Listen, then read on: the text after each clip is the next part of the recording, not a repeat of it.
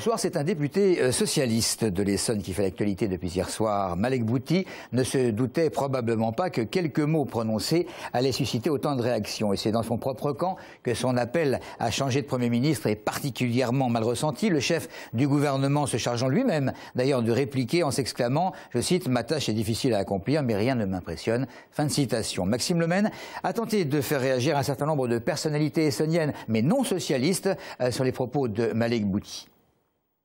Moi, je n'ai aucune pitié pour ce qui arrive à François Hollande ou à Jean-Marc Ayrault. Je veux dire, ces individus ont voulu le pouvoir, ils l'ont eu avec des mots d'ordre qui aujourd'hui ils ne respectent pas.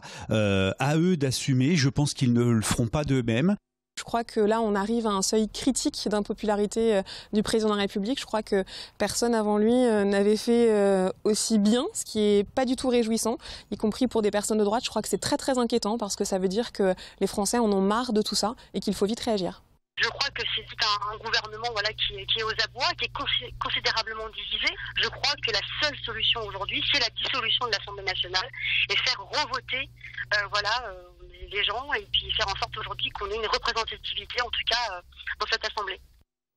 Contestation dans le propre camp du gouvernement, contestation sociale avec un certain nombre de débordements, contestation frontale, si je puis dire, avec les huées contre le président de la République qui ont terni la commémoration du 11 novembre. Bref, jusqu'où cette contestation est-elle acceptable ou non? C'est la question posée aujourd'hui à un certain nombre d'Essonniens.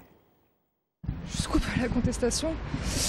Eh bien, le jour où ils feront cramer le Sénat, l'Assemblée Générale, l'Élysée, tout ce qui bouge, là, on sera arrivé au summum de la contestation. Je pense que ça peut aller plus loin parce que, à force de nous taxer, on commence à en avoir un peu plein le cul, quoi. C'est des taxes par-ci, des taxes par-là, on voit nos budgets réduire, on commence à aller de moins en moins en magasin parce qu'on a moins d'argent.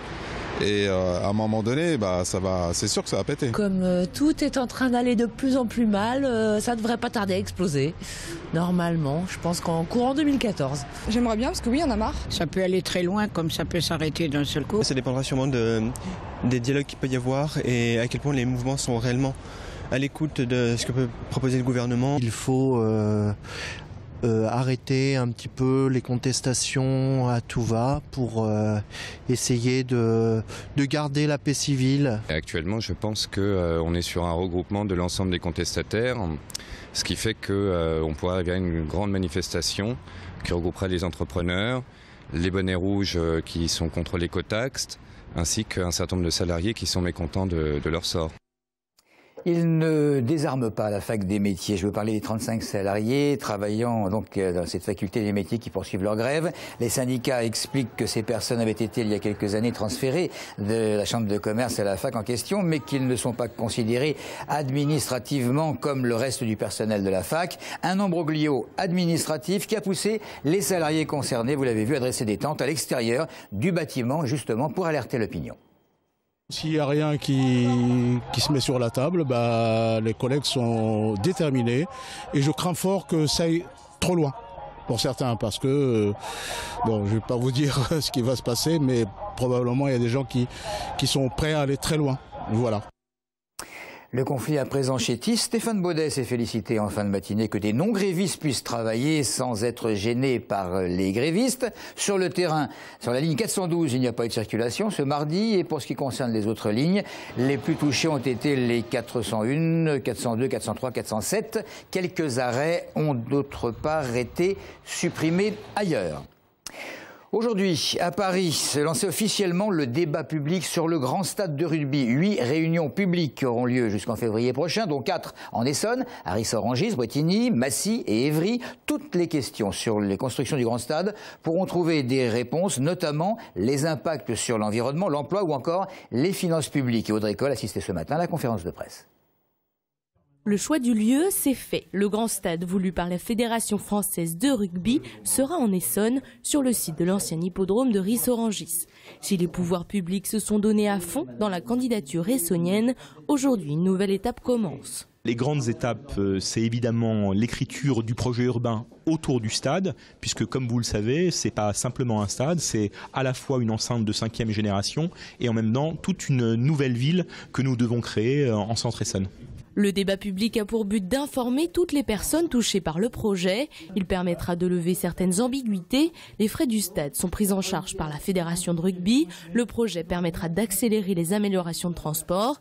Des questions essentielles pour les Essonniens qui peuvent à terme modifier le projet initial. C'est normal que les habitants du département puissent poser toutes les questions sur comment ça va se faire, quel type d'impact sur l'environnement, quel type d'impact sur les transports, quel type d'impact sur les finances publiques. Donc moi je souhaite que dans le débat tout puisse être dit, notamment pour qu'on torde le cou aux fantasmes, aux contre-vérités et à tout ce qui est dit parfois injustement sur ce projet. 4 des 8 réunions publiques auront lieu en Essonne, le 28 novembre à Ris-Orangis, le 12 décembre à Brétigny, le 19 décembre à Massy et le 30 janvier à Évry. Les Essonniens pourront poser toutes les questions pour un champion, le Grand Stade. Un prix Nobel ce soir à Corbeil, il s'agit de Jean Jouzel. Le climatologue avait été, on s'en souvient, en 2007, co-lauréat du Nobel de la paix avec Al Gore. Et ce soir, à la suite du film documentaire Une vérité qui dérange, sur le combat de l'ancien vice-président des États-Unis, Jean Jouzel animera au cinéma Arcel une conférence dédiée au changement climatique. Et puisque nous parlons ciné, c'est ce soir que débute la fameuse 15e édition du Festival du cinéma européen en Essonne avec la projection du film Les garçons et Guillaume à table.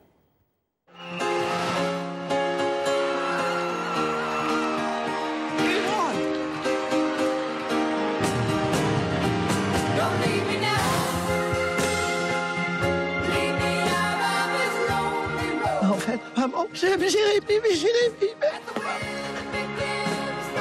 Il y en a plein qui vivent très heureux. Plein de quoi? Voilà pour ce début de festival. Fin des infos. Nous nous retrouvons demain à la même heure, bien évidemment. Merci.